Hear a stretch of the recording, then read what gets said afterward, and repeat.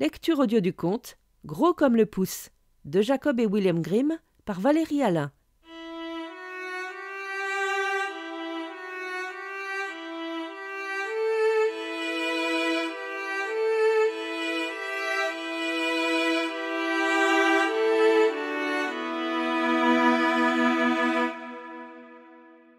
Il était une fois un pauvre paysan qui était assis, le soir, près du foyer, et qui attisait le feu, pendant que sa femme était occupée à filer. « Comme c'est triste que nous n'ayons pas d'enfants.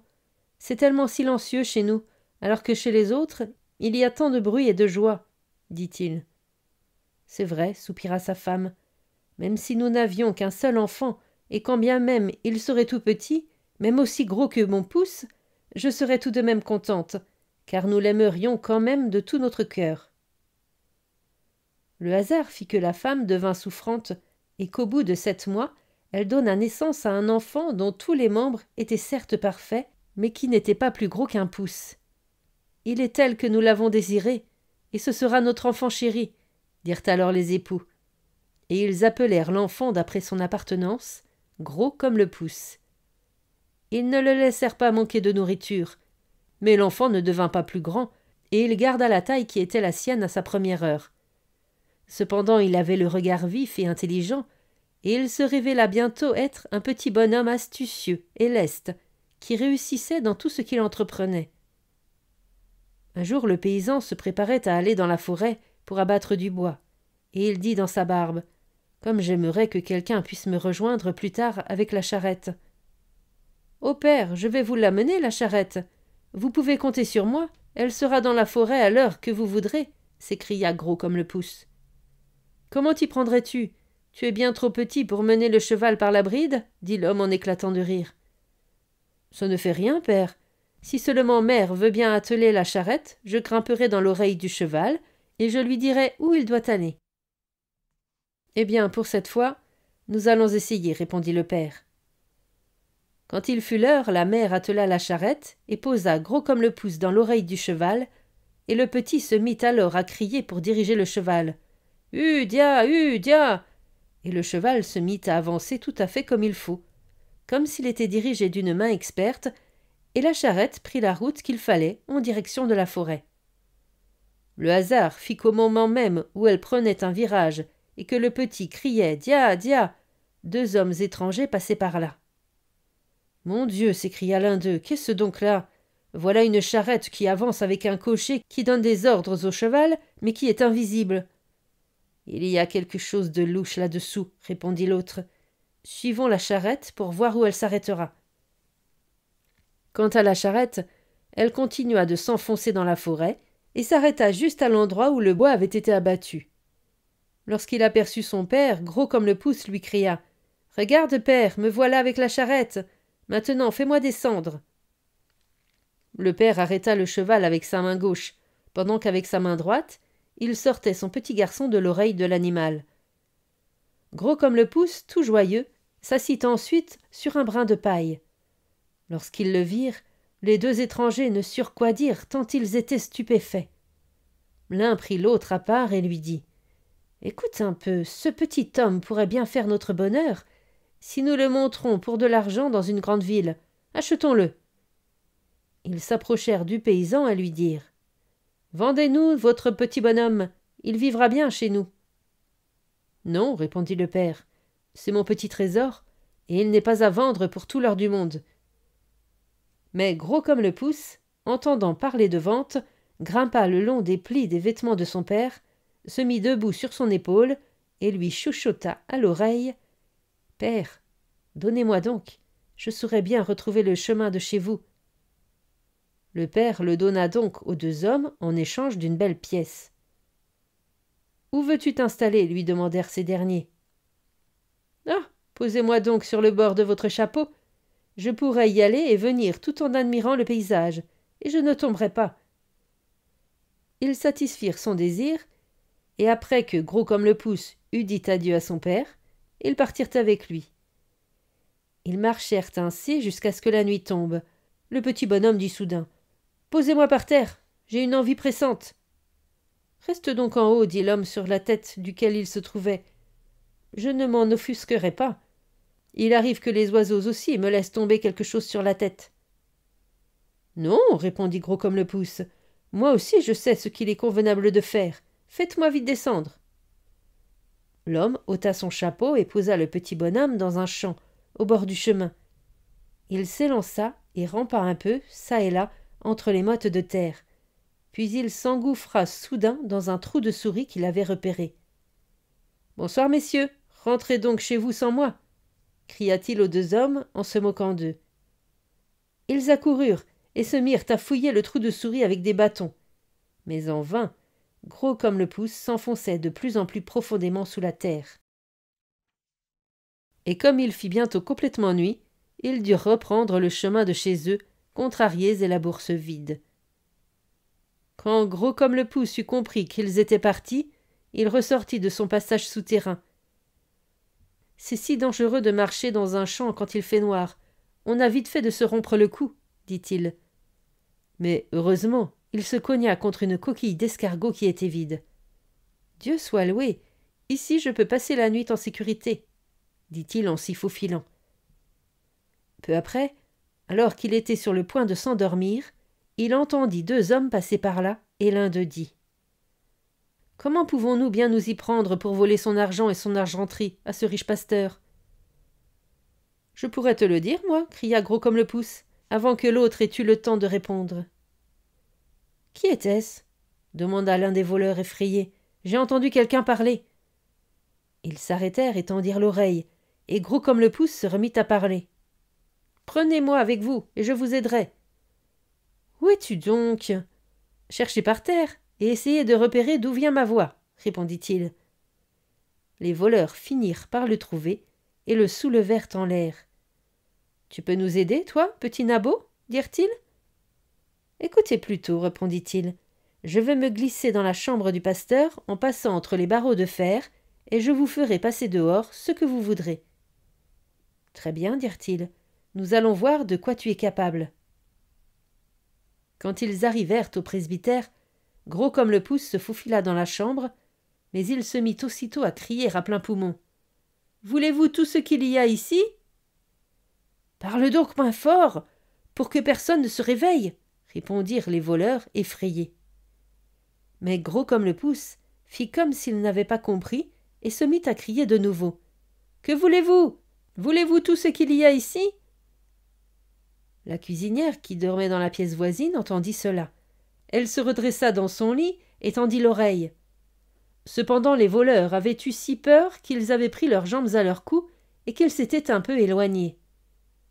Finalement ils reprirent courage et se dirent « Ce petit gars veut nous taquiner. » Ils revinrent près de la fenêtre et lui dirent à voix basse « Maintenant cesse de plaisanter et passe-nous quelque chose. » Gros comme le pouce se remit alors à crier aussi fort qu'il pouvait. « Je vais vous donner tout ce que vous voulez, vous n'avez qu'à passer vos mains à l'intérieur. » La servante qui écoutait entendit cela très distinctement. Elle sauta hors de son lit et se précipita dans la pièce.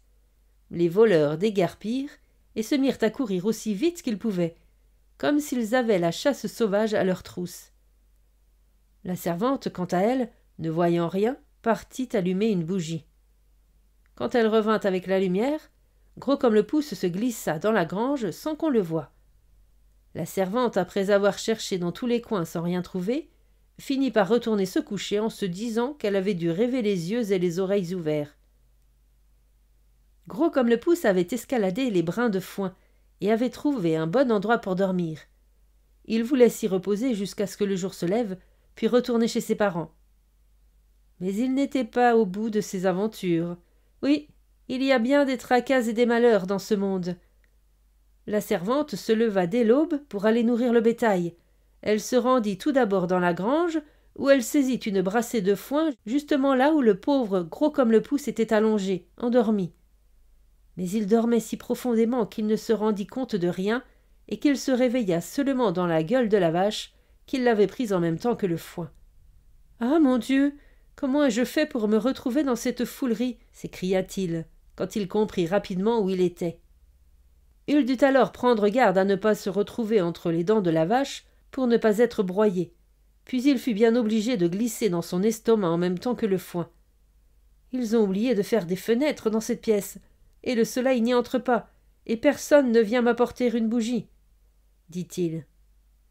De manière générale, ce logis ne lui plaisait guère, et le pire était qu'il arrivait sans cesse davantage de foin par la porte, si bien qu'il était de plus en plus à l'étroit.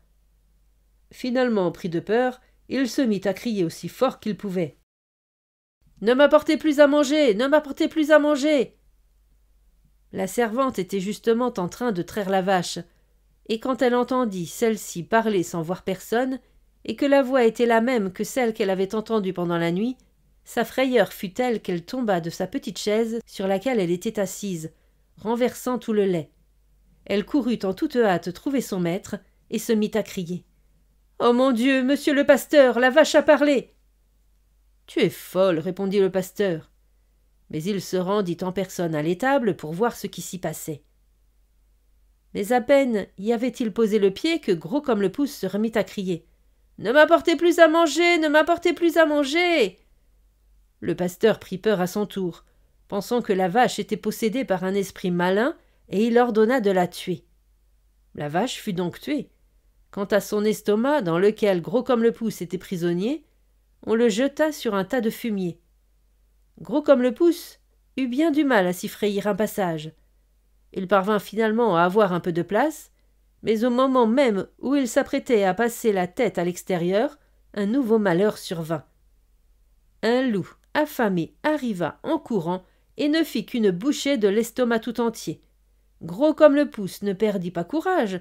Peut-être y aura-t-il moyen de s'entendre avec le loup, se dit-il, et il lui cria depuis l'intérieur de sa bedaine. « Cher loup, je connais un endroit où tu peux faire un excellent repas. »« Ah bon? Et où est-ce donc ?» demanda le loup. « Dans telle et telle maison. Tu devras entrer en passant par la rigole, et tu y trouveras des gâteaux, du lard et des saucisses, et tu pourras en manger autant que tu le désires, » répondit Gros comme le pouce. Et il lui décrivit exactement la maison de son père.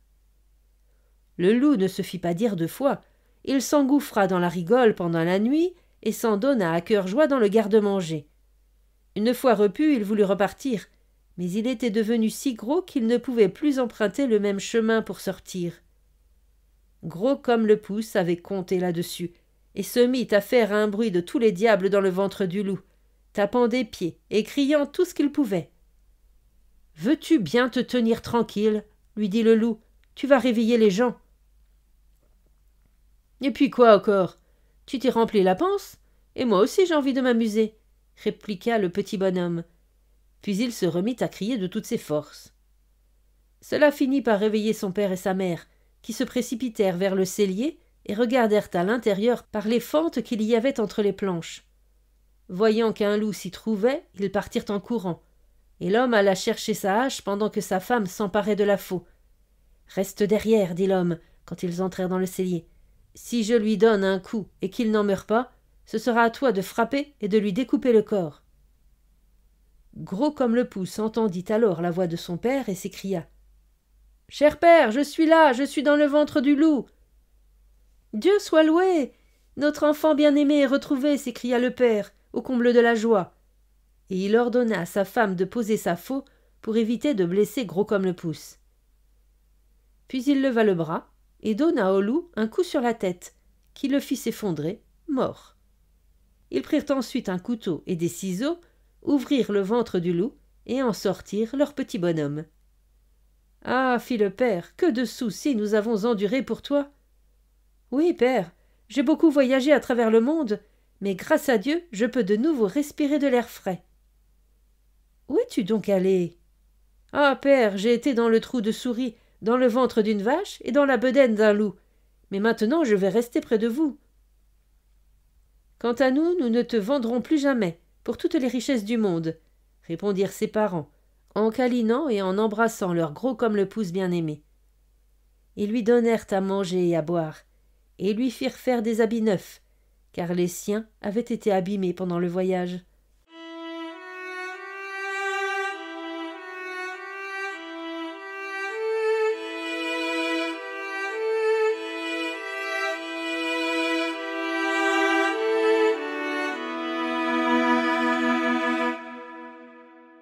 Fin de la lecture du conte Gros comme le pouce. Merci de votre écoute. Je vous rends vos oreilles. Cœur avec les doigts.